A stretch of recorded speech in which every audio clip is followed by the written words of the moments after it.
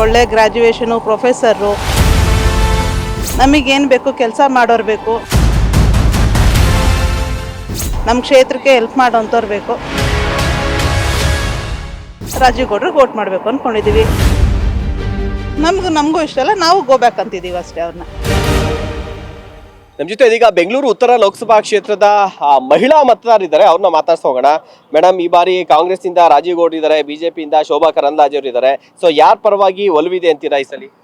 ಈ ಸಲ ರಾಜೀವ್ ಗೌಡ್ರು ನಮ್ಮ ಈ ವಿಧಾನಸಭಾ ಕ್ಷೇತ್ರದಿಂದ ನಿಂತಿದ್ದಾರೆ. ಬಟ್ ಅವರು ನಾವು ಕೇಳಿಮಟ್ಟಂಗೆ ಒಳ್ಳೆ ಗ್ರ್ಯಾಜುಯೇಷನು, ಪ್ರೊಫೆಸರು, ಎಷ್ಟೋ ಜನಕ್ಕೆ ಎಲ್ಲ ಹೆಲ್ಪ್ ಮಾಡಿದ್ದಾರೆ. ಮತ್ತು ಈ ಸಲ ಅವರು ಪ್ರೊಫೆಸರ್ ಮತ್ತು ಅವರ ತಂದೆ ಅಣ್ಣ ತಾತ ಎಲ್ಲರೂ ಕ್ವಿಟ್ ಇಂಡಿಯಾ ಚಳವಳಿಲಿ ಅವ್ರ ತಾತವರೆಲ್ಲ ಇದು ಮಾಡಿ ಹೋರಾಡಿ ಬಂದಿರೋಂಥವ್ರು.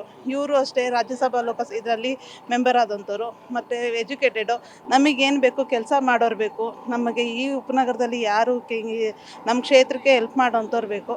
ಅದರಿಂದ ನಾವು ಈ ಸಲ ರಾಜೀವ್ ಗೌಡ್ರಿಗೆ ವೋಟ್ ಮಾಡಬೇಕು ಅಂದ್ಕೊಂಡಿದ್ದೀವಿ. ಮತ್ತು ಈ ಸಲ ಸರ್ಕಾರದಿಂದ ಯುವ ನಿಧಿ ಭಾಗ್ಯಗಳೆಲ್ಲ ಕೊಟ್ಟಿದ್ದಾರೆ.